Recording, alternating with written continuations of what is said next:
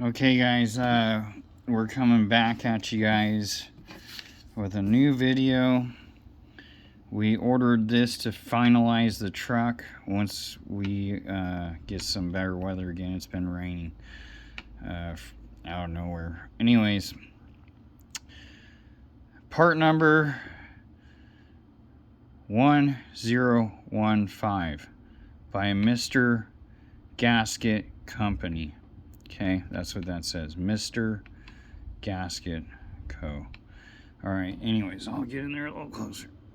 So, rocker arm oil deflectors. What we're going to do is we're going to explain what these are, why you use them, and another way that you can do this. Okay, so we will give you a view of the back and the description of it so you guys can, let's see, actually let's just zoom in here. Okay, here's the description. Okay, now we'll zoom back out. Now I'll explain. These are clips, and what happens is when you do like a long block swap or you do your own engine rebuild, you're going to get to a point where you kind of roughly adjust your valves, or you know what they call the lash of the valves. And from what I understand is it's as simple as on these Chevys, what we're working on, because we're working on my Chevy, that you just back off the bolt till you hear it clacking, then you tighten it back down till you don't hear it anymore while it's in idle, and then there's something about going like about a half a turn past that. I gotta research it a little bit more again, but it's, don't mark my words, just that's the gist of it, okay?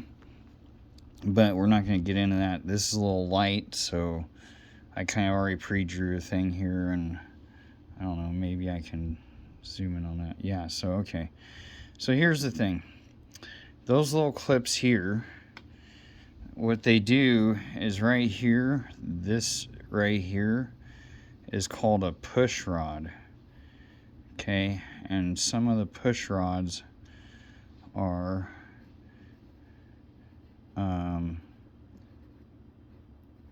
hollow, and they have oil that leaks out of them. That's why I have these little droplets on them that leaks out down onto the rocker arm, and it oils inside here, oils the rocker arms. This is basically a push rod. You have your rocker arm comes down, and you have like a spring here that makes this bounce up and down, and then there's like a bolt head right in here somewhere that adjusts the tightness, the tension here, and that's what we were talking about, is these bolt adjustments for your valves, or your heads, basically, because these are your headers and your valve bodies, or whatever you want to call them. Anyways, so you get your, like in my case, I got my 7.4 liter for my Chevy. I got it with the heads already torqued on to the right specs, with the, you know, the valves already adjusted, everything pre-adjusted, with it, which is what they call a cold adjustment. It's where you're just adjusting it while it's either on the dyno, maybe they adjust it on the dyno through this company, maybe do it that way, and they get it as close as they can. But you know, a dyno is running roughly somewhere around 400-600 RPMs, where even in idle you're looking around 800 to 1,000 RPMs is where you're going to be at in idle. So anyways, they get it as close as they can, from my understanding, or maybe they have a way of getting it dead on. But when you start up your first startup on your engine, when you're done, doing your long block swap and swapping all your parts over, you need to pressurize the oil system till there's oil coming out of these on both sides, through all of them. Make sure they're not blocked. And what you do is you make a distributor, get a newer, older distributor, whatever, replace yours new, and then you take your old one and you grind off the serpentine splines down low, so that way it doesn't turn your engine. And then you take a drill and you basically mount in a makeshift distributor and you pressurize this system. There's lots of videos. I'm not going to make a video on something that you can find all over YouTube. But what I'm trying to explain here is, so these clips, they go on here because in idle, what happens is this oil drips down onto this rocker arm, and this rocker arm's bouncing, so it flings oil all over inside your engine. And you have to be able to have your valve covers off to do this particular job. Like, basically you have them cold adjusted or close to, but when you run your engine in idle, the first startup, you need to pressurize all the oil first, then throw in your distributor and get it running. And then basically from there, you would have these clips in place here to block that oil from, flinging everywhere. It would basically have this block here like this, and the oil would want to fling up, but it'll hit this lip and then just drip right back down. Never use these, because there is another trick, and I'll explain that soon. So if you don't want to order these, like say you're only going to do it once and you don't really care, I'll explain it. But this is the cheaper option. These are only $16 out of O'Reilly's, versus the other option, which is a little more spendy. And I plan on doing this more than once, so I bought the correct tools. I just highly recommend you just get these, but I'll explain to you another way that it can be done. So anyways, the oil will hit these little clips that clip around the push rod, and basically that way it can't fling the oil all over your engine. Of course, you're probably going to still want to put something to kind of semi-block, especially the exhaust, because what can happen is when you're adjusting these in idle, which is highly recommended that you readjust them, or that you at least check them to make sure that they're running correctly, not clacking and out of adjustment at the higher RPMs. But this oil can fling down into the back of your engine. Say this is my firewall back here, and it can come and fling like this down onto like your exhaust manifold and anywhere down the side here. And if it gets down onto your exhaust manifold, you're going to catch your engine fire. That's the idea, is that these will block it, but you still could put like a piece of cardboard maybe taped off in here just to help if you feel a little not comfortable with just the clips. Now, I've never used these, because the trick I was going to explain to you guys is, now picture this, I drew out is your valve covers with your valve cover gaskets. You usually have like 4 bolts and 3, or 4 and 4, or something like that. But this covers the top of your header. And the old trick is you go to the junkyard and you buy some used valve covers, and you basically take a grinder and you chop the top open, and you still kind of block your exhaust, but you can chop the top open on some extra valve covers, and you basically put on your makeshift valve covers. And then when you're done adjusting through the opening in the top, you switch them out. Now, I couldn't find valve covers for under 160 bucks local because they just, I don't know. I mean, I could have went down to like pick and pull, but I would have ended up spending probably 50 bucks, maybe 40 bucks, when this is only $16. So that's what I mean. This is a slightly cheaper option, but one place didn't sell valve covers, and then the other place I would have had to go pull them myself. And I just don't want to deal with like basically having like, if I'm going to do more than just this engine, I would have to have two sets.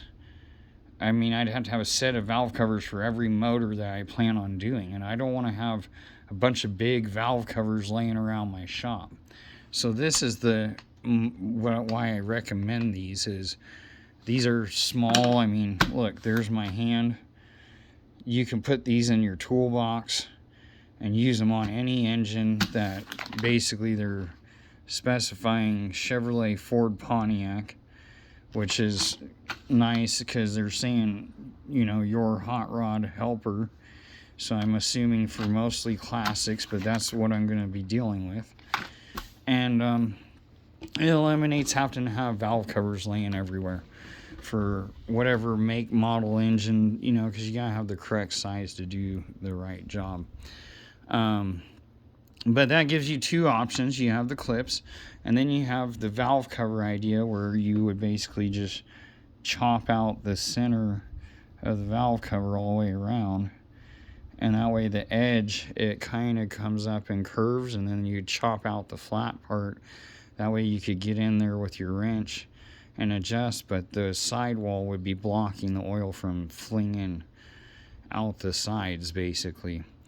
But I'm sure it'd still want to fling out the top, so you would want to probably, like I was showing you here, where your exhaust comes out the back, and then your exhaust headers, you'd want to, you know, cover that stuff so when they get warm while you're trying to adjust the valves on both sides, you don't have oil flinging down here and then your engine catches fire. Because that's the concern from what I've found in the videos I've watched, but I'm just passing on knowledge. So these basically clip on to these rocker arms. I'm not exactly sure how yet. I gotta see how you do it. I'm gonna see if there's any videos I can find, and then maybe make a video on how you clip these on, just to give people an idea, because you definitely don't want to lose this down into your engine either. So I would highly suggest you make sure these are going on how they should, and you know, don't jump the gun and then get one of these chunks of metals down in the motor and ruin it, because they're designed to do what they're designed to do, but you gotta be for sure. So we'll probably make a video. I'm almost sure we will. So basically you have all these rocker arms and then your push rods, and your push rods are hollow. They got, you know, little oilers that basically spit oil down into these troughed rocker arms. And then you have like a bolt adjustment here where the spring is that adjusts the tension here on your valves and your push rods and everything. And everything operates like that. That's for the, this is the I'm working on the 7.4 liter Vortec engine for the Chevys, you know, Blazers and pickups. So that's the best way I can explain it. And they just came in. We had to order them. These are specialty tools. Again, that's why we're bringing this to your attention, because a lot of people go the old school way. But what I was figuring is, yeah, I could go down, get some valve covers, cut them open. I'd have some for my engine when I need to do it again or whatever. But do I really want to have them for this engine and then that engine? And then before you know it, you're going to have a whole box of these, or maybe 3 or 4 boxes of these for every type of car you're offering to do for people, when you can just throw this in your toolbox. So that's the gig. All right, guys, peace, prosperity, all that good stuff. And we'll come back to you with some more videos. We're getting closer to doing this and stuff with the truck.